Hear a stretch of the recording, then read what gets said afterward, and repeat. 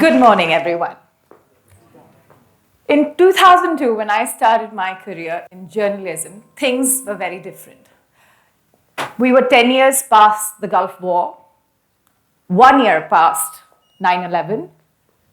In India, we were seeing the dawn of a brand new president, APJ Abdul Kalam, breaking cultural, religious, and more importantly, communal barriers. We also saw the Delhi Metro come in. I had to pinch myself to believe that this was back in 2002. Journalism, of course, was a very, very different field. There were literally no jobs. Television happened to be in that small era that had just begun post-Doordarshan. We were talking about the cable television and possibly having more than one single program to watch on television and a channel which we could switch with a remote. These were very exciting times. At least that's what I thought when I stepped into journalism. The one thing that was missing back then is the one thing that we spend most of our time on today. It was the mobile phone. Perhaps now, the touch phone, the phone that runs everything from our basic phone calls to the electricity in our homes, and in any single way can transform our knowledge base from 0 to 100 plus. The powerful device, rather tiny, that changed the face of journalism as we see it today. And perhaps it could even just be scratching the surface from what we might see journalism in less than 5 or 10 years. For me, this was transformational because having seen journalism at the cusp of change, from struggling to sit together as a family, watch a single program together at a certain hour of the day, to have things on demand, on swipe, and to be able to see content from tiny to large at my personal time was phenomenal. The choice was now mine. And the content and whatever was built was mine.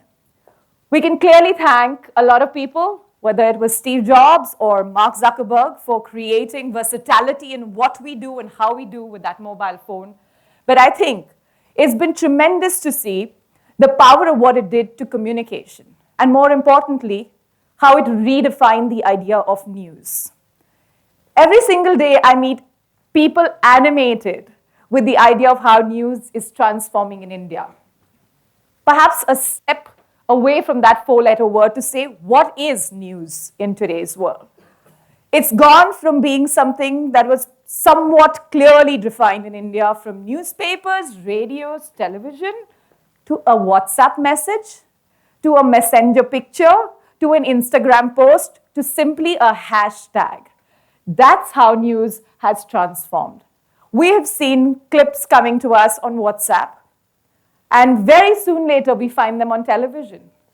We see the fire and the ability of it to spread from what is social media or anything else that's captured on your phone from an app to anything else, to become mainstream news headline that eventually goes from TV to the next morning's newspaper headline. I think in many ways it makes it a very fascinating story about what's going on. And at the same time, it puts that huge spotlight and says, this is news. And it's no longer about what I, as an editor of a channel, is going to say what is defining news today. It is you, as consumers of news, who are going to interpret what is news to you and what is news to the person sitting next to you. And I think that's where a lot of very interesting space lies. It's neither black nor white. I would even say it's not even gray. It has many colors, like the color band on television. And you are constantly interpreting, where are we going to take this piece of news to the next level?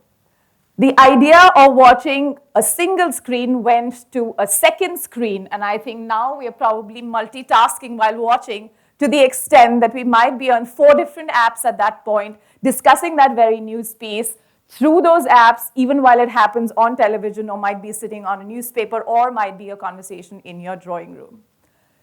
At this point in my life, I realized that I had to get up and get going from being a television person to somebody who would deep dive into digital. And I must say, I didn't think it would be that challenging. The learning curve was steep, and to me, there is nothing as infectious and addictive as the idea of changing your ability to learn what you learn and expanding the scope of that learning curve. Perhaps being a student of journalism all my life and experiencing how journalism itself is coming to a brand new shape, a brand new discussion, to the extent that it got me right here on stage. And so I started looking at SheThePeople.tv as my debut venture in journalism. And why did I start that? There were many reasons, besides the very basic fit, which was the format of digital. For me, there were two very compelling reasons.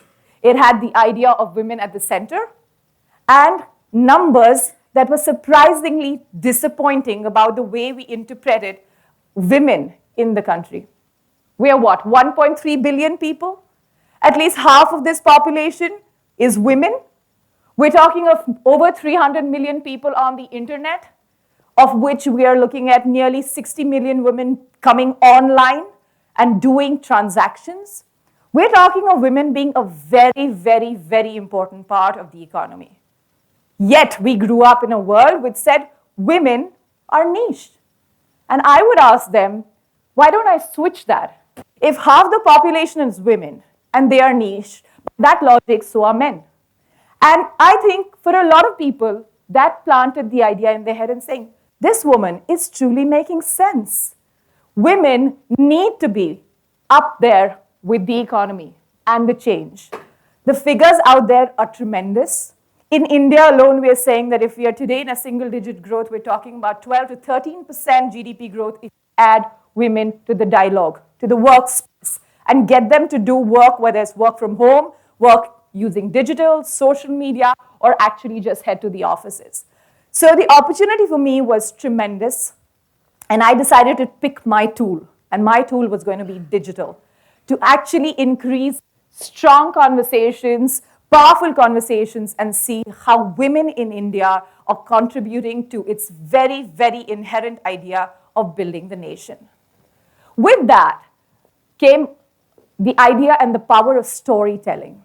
I think a lot of brand managers, students, professors, everyone present here wouldn't deny that today the power of telling the story of whatever you're involved with is going to be the one reason why you're going to be able to succeed with the idea that you have.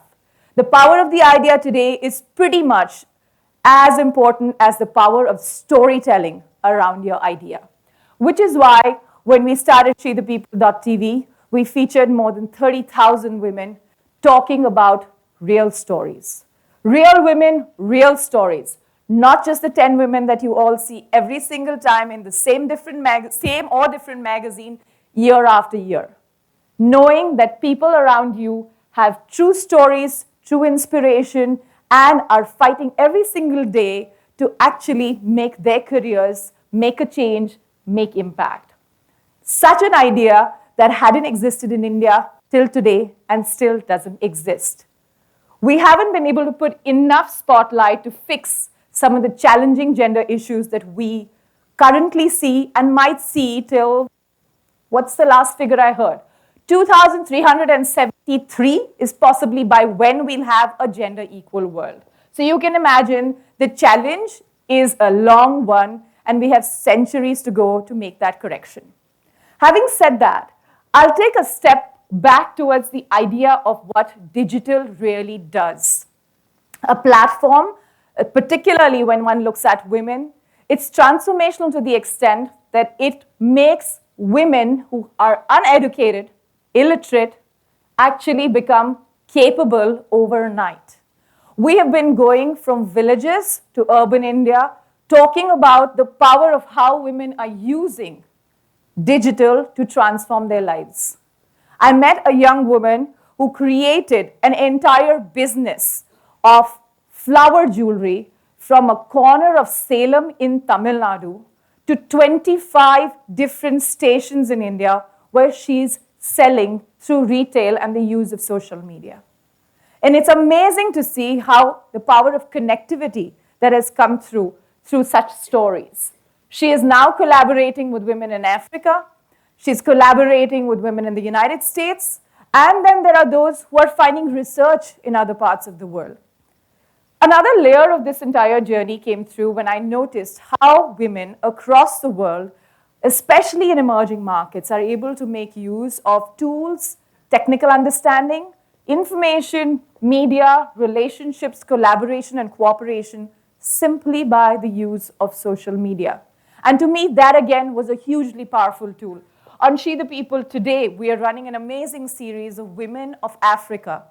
And it actually collaboratively tells you journeys, inspirations of how women in Africa and India are finding common causes, breaking new ground, and are able to share so much more information and IP as we go. As a part of my experience in She the People and what we created with it over the last 2 years, one thing came across pretty well to me, that as you create a digital brand, you're going to have tremendous amount of information on hand. And that would include the ability to splice and understand data in terms of what your consumers are watching, and more importantly, what they present for brands. And that takes me back to complete the cycle in the fact that when we look at news as a nebulous world today, it's coming across as one which is challenged because there's so much information, so much content, and there's news, and there's no distinction in any of these. And part of the problem, as well as the opportunity, is the fact that a lot of this data is challenging brands today to understand whether they are truly reaching out to the right customer, whether this data is actually speaking back at them, and more importantly, are they in the race for simply numbers or searching for what could be a larger purpose, lifting themselves from being a brand in the band or a brand wagon, one who are actually understanding consumers in a deeper way. Is it better to have 500 people who truly understand your brand and are loyal and are interactive with it than 500,000 who might have touched and gone? And I think that's really where we are seeing a transformation in how and what we consume and the power of the communication that I've been talking about. Part of this piece is what you consume. How true is it? How fake is it? And how many times in a day do you ask yourself, is this for real? Am I confused? Is there a reason for me to question this forward? Is this forward actually, accurate? How can I do a fact check? So that takes me to the point that today we are going to remain in a flux with what is real and what is fake. I think fake news in the last 5 years has become a very oft-used phrase in our lives, both as we question as well as we consume. There's a very interesting comment made by a man called Robert Park, who was one of the founders of Chicago School of Sociology, who said, the idea of fake news is so human that it's humanly impossible to say that this news in this context, in this part of the world, is fake, and the same news in another part of the world could well be real. Or like I often say, that one person's troll could be another person's fact checker.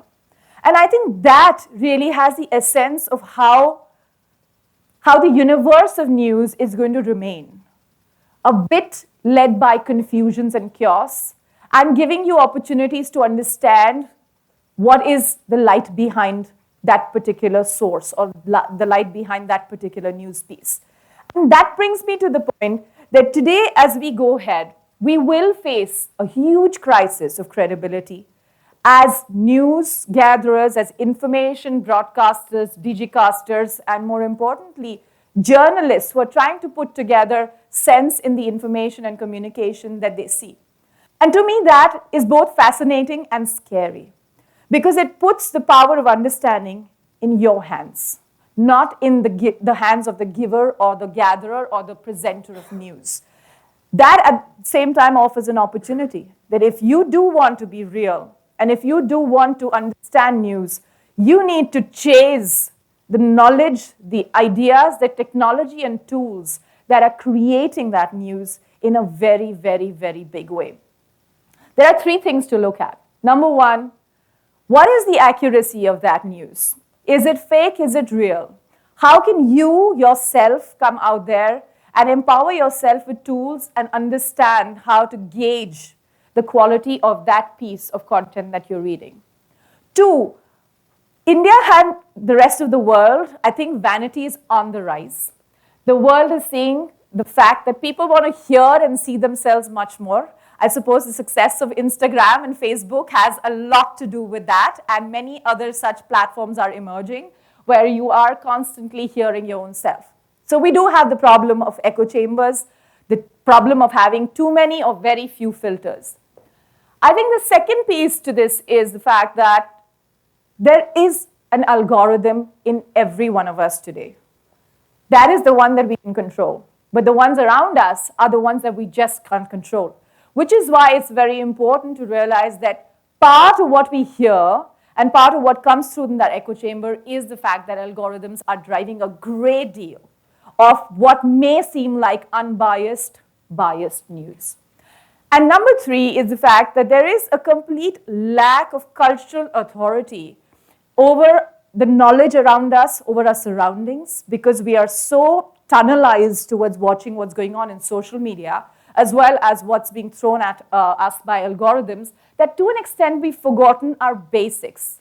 We don't scratch the surface. We don't question, why is this news coming to me? Why I must question it? How can I question it?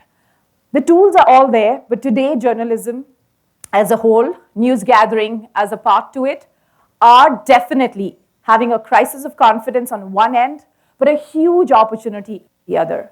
And I think for that to come around and turn into a win-win story, the answers will lie with us, with you, and not necessarily with those who are out there digicasting or broadcasting, but those who are out there to consume, pick, gather knowledge, and find sense in this entire sort of chaotic world that we live in. With that, I'd like to thank you for having me here to speak about communication, and on the TEDx at BMU, all the best. Thanks so much.